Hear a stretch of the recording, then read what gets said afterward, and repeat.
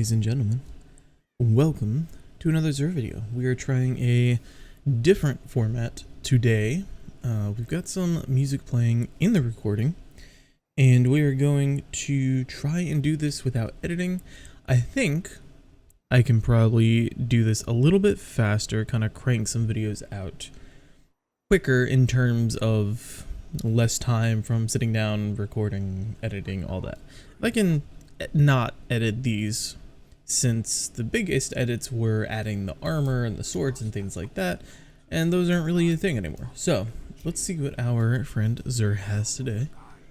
Let's take a peek and see what we can do with this video today. We're shaking things up a bit. First up, for our hunters, we have a assassin's cowl. We do have the specialist archetype, which in my opinion is the best archetype, just generally speaking, of armor. That being said, it's a 59, which is not too crazy, and I don't believe Assassin's Cowl is doing too much work right now.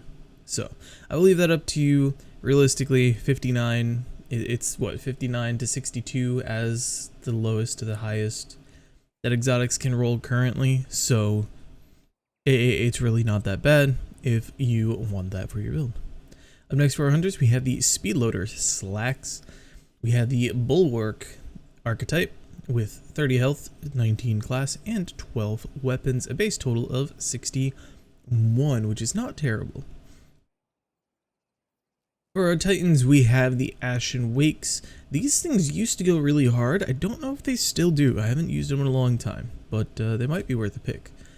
For your archetype, you do have Paragon with melee and super being 19 and 29. Your tertiary is in class as 13. Titans, you also have the Cadmus Rege Lancecap. We have a Brawler archetype with a class 3rd stat being 12. For Warlocks, we have Skull of Hamkara, a huge sleeper pick in my opinion, and one of my favorite exotics of all time personally. That being said, it is a Brawler archetype. You kind of want something with super for this exotic, in my opinion. I don't see too many people going for a Void melee build on Warlocks with Skull of Hamkara. But to each their own. Your tertiary is in Grenade for 11, and the base stat is 59. And lastly, for Warlocks, we do have the Balador's Wrathweavers. These things got a bunch of really big buffs to my knowledge, and they look pretty fun, pretty cool. They might do you some good. Their archetype is the Bulwark, and their tertiary is in super.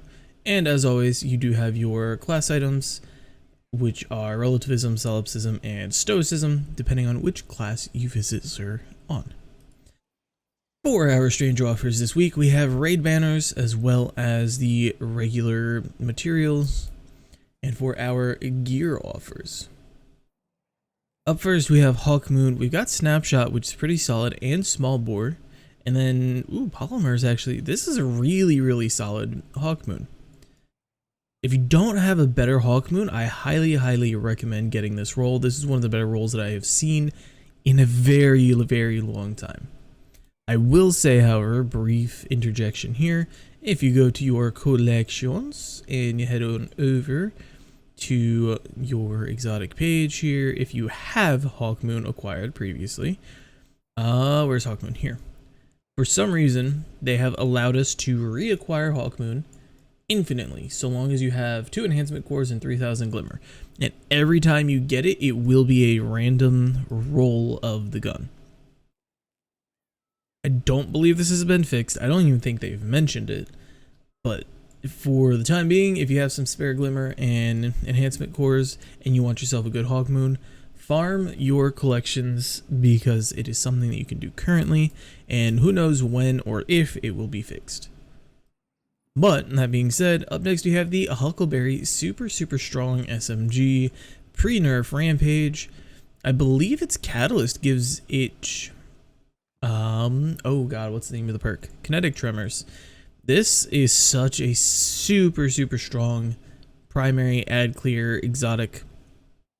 If you don't have Huckleberry, please get Huckleberry and do something nice for yourself. Up next, we do have the Prometheus Lens, very fun exotic. I was here when this thing first came out and kind of broke the game for a little bit.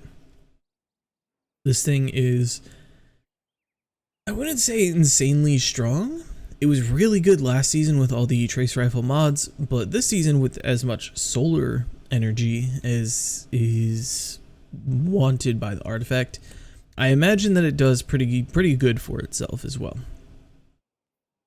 Lastly, we do have the Thunderlord, the sweatiest, highest DPSing, most OP skill ceiling weapon in the game, as we all know and love.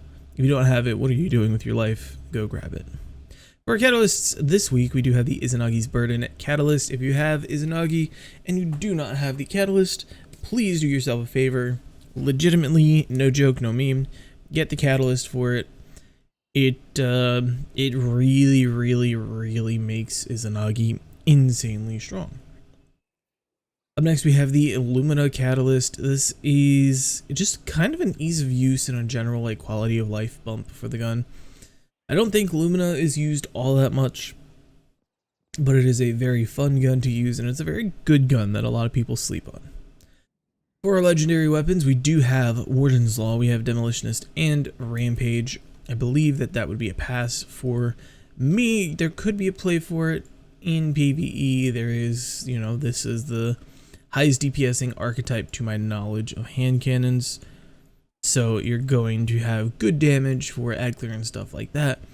Warden's Law, though, you really want 4 times in Vorpal. That really is just the roll on it. Next, we have Aisha's Care. This is a really solid roll, actually. That's really good. If you don't have a good PvP pulse rifle, get yourself this. I know it's not adept and I know it's not a tiered weapon, but under pressure and head seeker, really solid, gonna do good for you. Next, we have the Rake Angle. We do have Rhyme Stealer and Swashbuckler. Now, if I'm not mistaken, Glaives did get updated so that Swashbuckler should now buff its melee damage. So this actually, as a roll, might go really hard, I'm not gonna lie.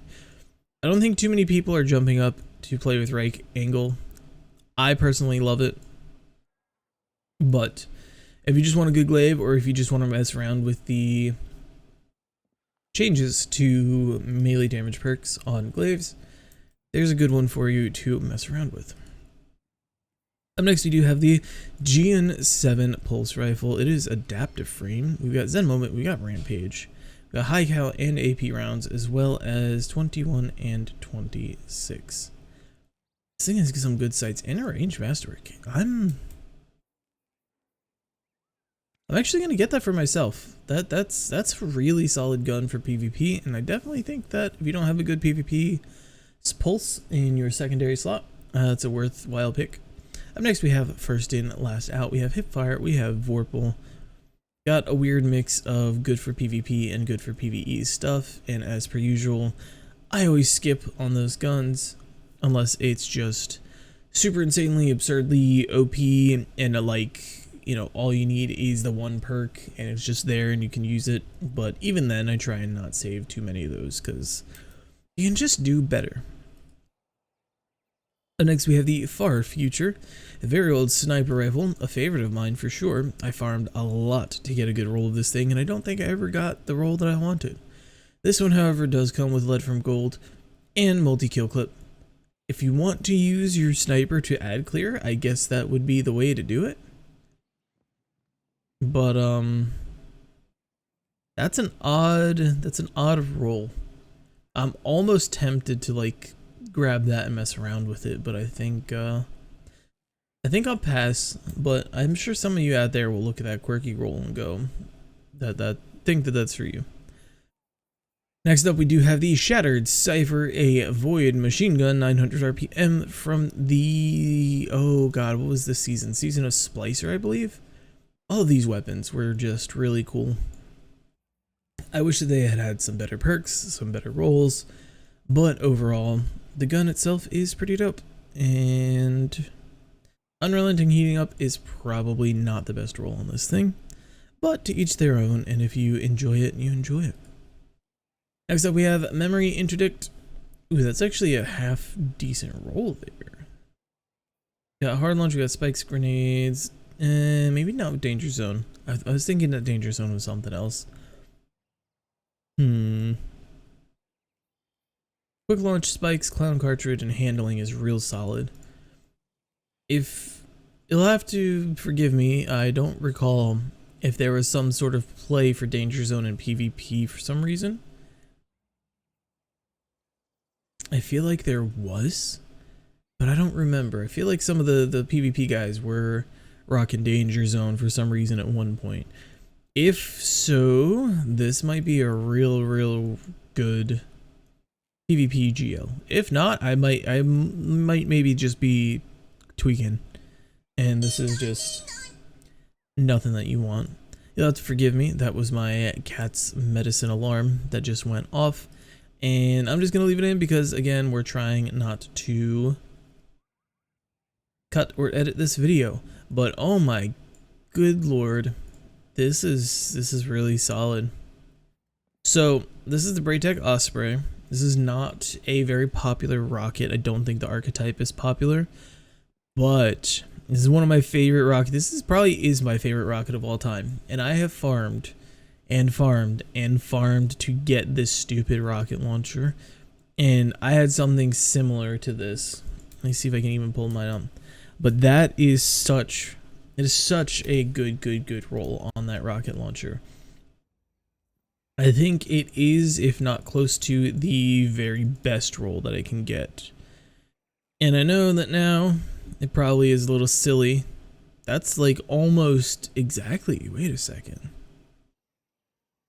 So I got reload and field prep. Hang on. I'm sorry, now I'm just doing this for curiosity, because no, okay, it's a little different. Okay, I had reload. They've got auto loading as their secondary, which actually is not bad. That's not bad. Anyways, getting off topic, really good, really solid, really strong rocket launcher. The archetype itself needs a little bit of love, I think, and I am sure that Bungie will give it some at some point in the near future, but it is an adept. It does have envious, it does have impact, it does have high velocity, and it has lasting impression, which is a pretty solid damage perk. It's nothing crazy, it's not breaking the bank, but for run and gun, I used it a lot in GMs, I did it a lot in dungeons, things like that. Envious Assassin, you know the drill. It's the same old same one. So with all that being said, I do believe that wraps us up for this week at Xur with good old dad.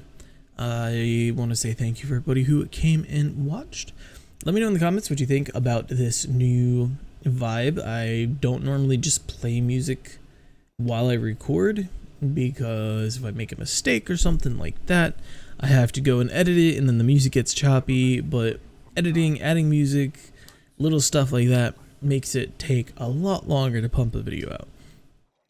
So if I can just sit down and record and just throw some piece back there and not make some mistakes and just be a little more careful with how I speak and stuff, and just pump the video out and then just immediately rip it straight to YouTube, load it, and just not worry about editing anything, that will shave a lot of time. It'll help me be able to pump out videos faster.